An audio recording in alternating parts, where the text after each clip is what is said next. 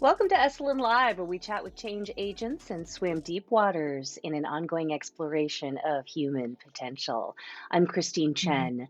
Motherhood can be a spiritual path and practice. That's according to our Esalen Live guest today, Jocelyn Gordon. She's the founder of HoopYogini, a fusion of hoop yoga and meditation. Plus, she's a conscious conception coach for Mhm. families. Yeah. Hi, Yeah. Jocelyn. How are you?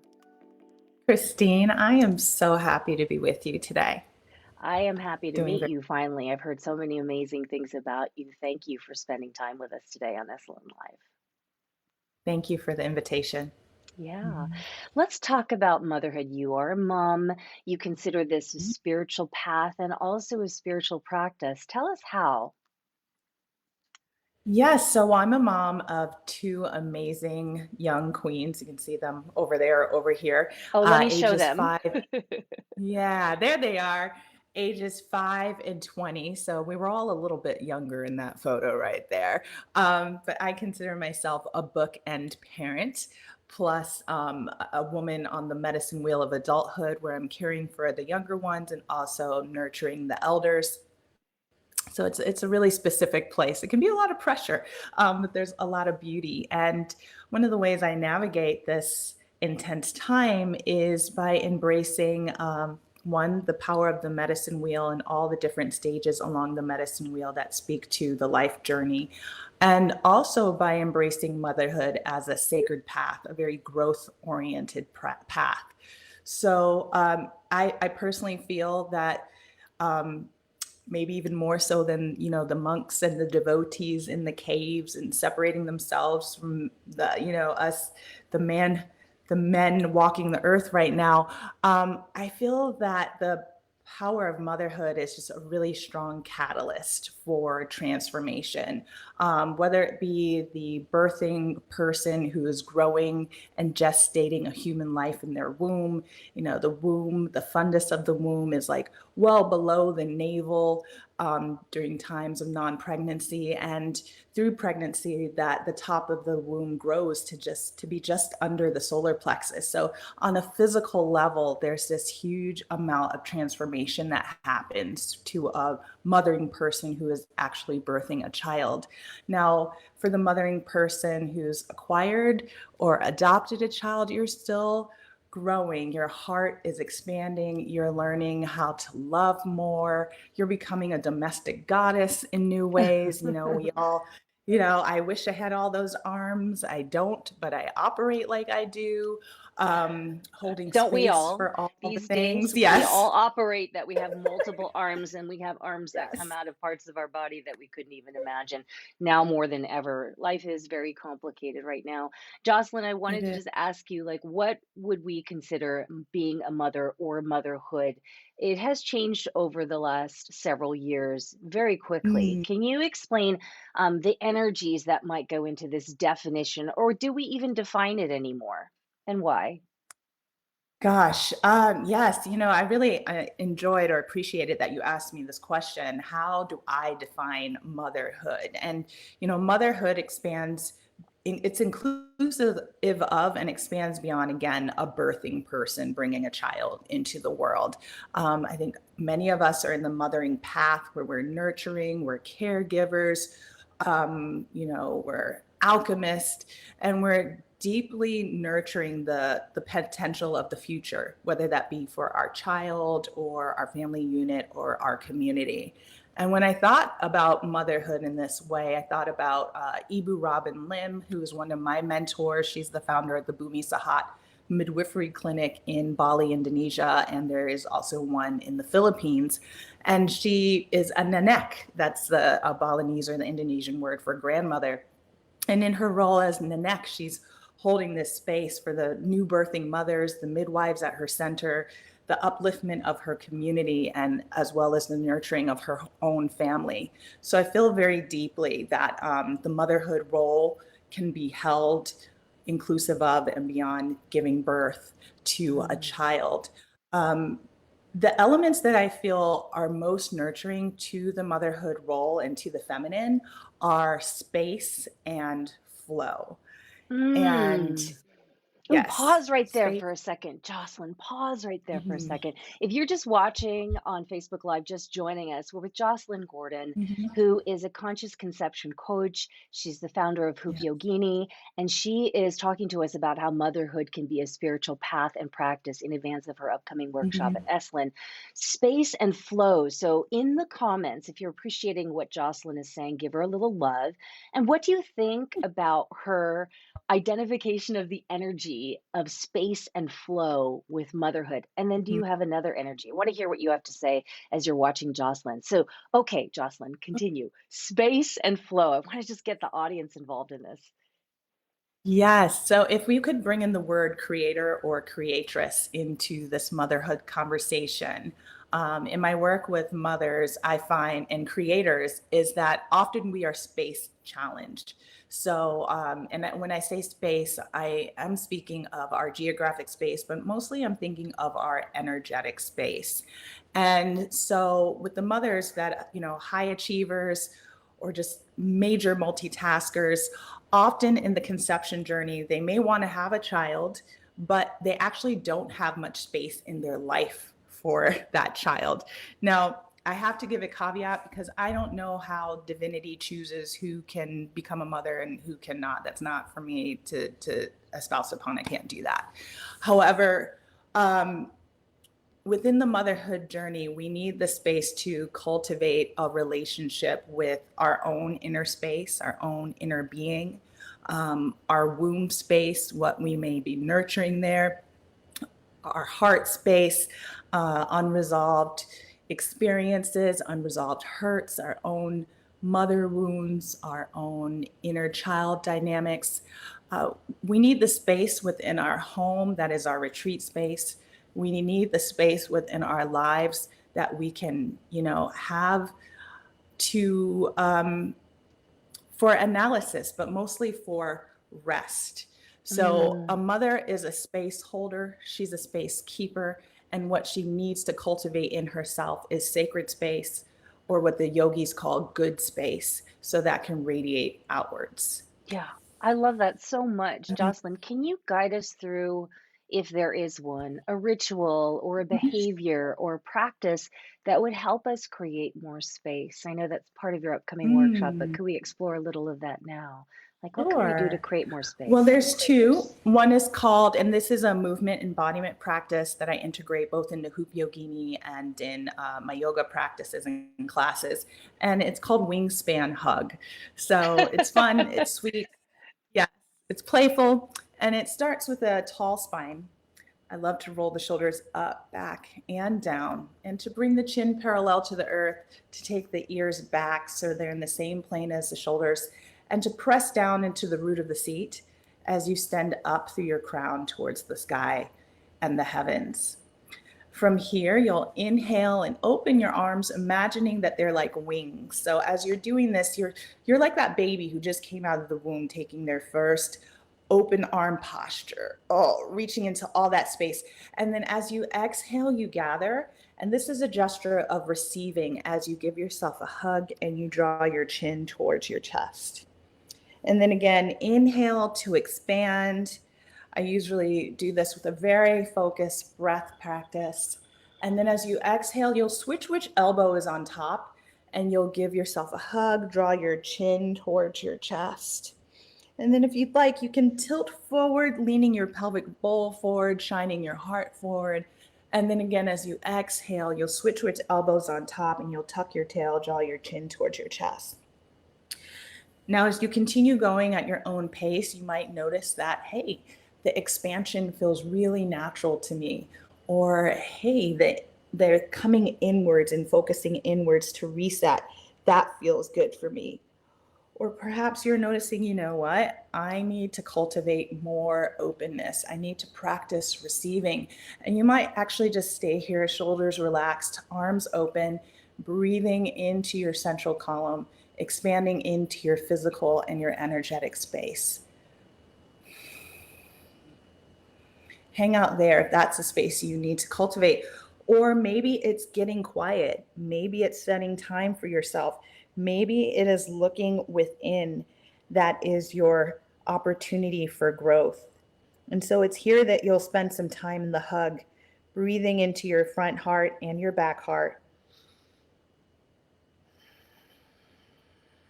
and attuning, listening inwards. So you can keep going. This is a practice that I'll integrate throughout the day. As a busy mom and an entrepreneur, I really don't spend 2 hours or even 45 minutes every morning doing XYZ practice. I weave my mindfulness, I weave the sacred into my day. And this is just one way of doing that, the Mm. wingspan.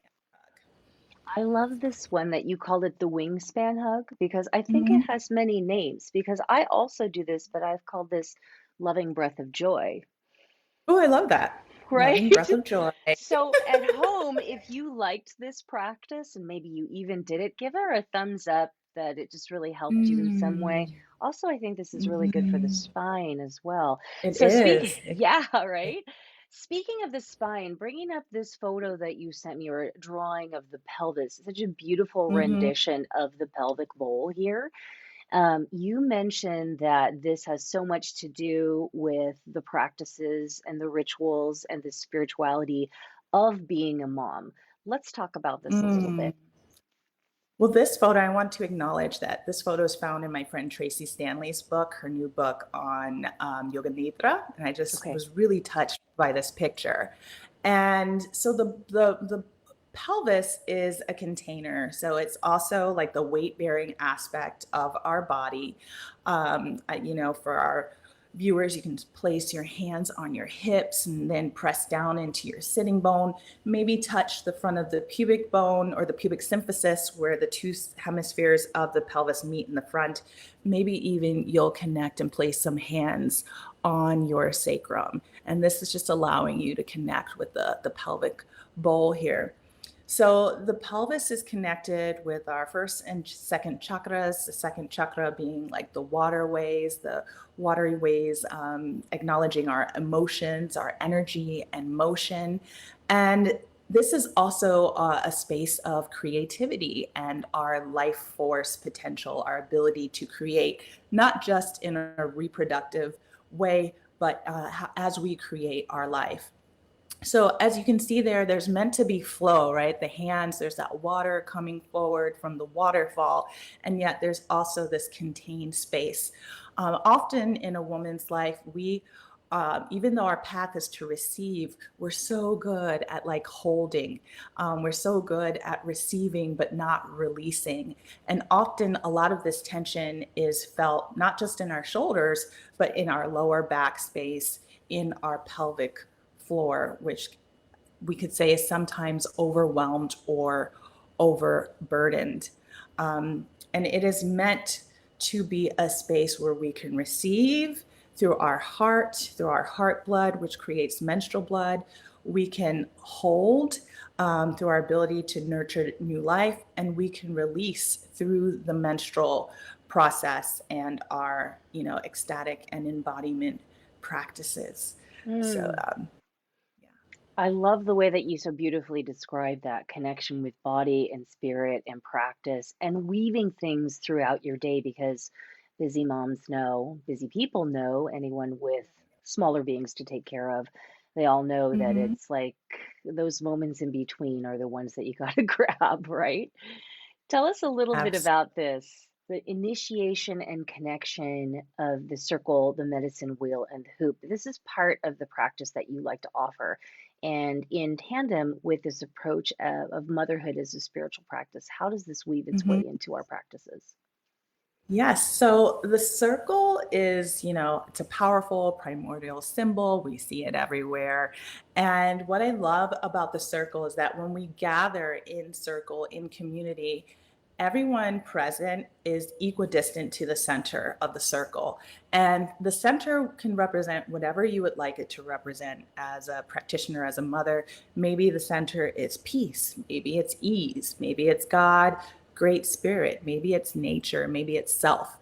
Whatever you put in that center, though, you have direct and immediate access to experience and explore that. And especially in these ages and stages of the rising feminine, we are remembering how to make that direct contact with self, source, and spirit. Whereas over, many, many years, culturally, we've been taught that we have to go through a mediator, a priest, et cetera, to connect with the divine.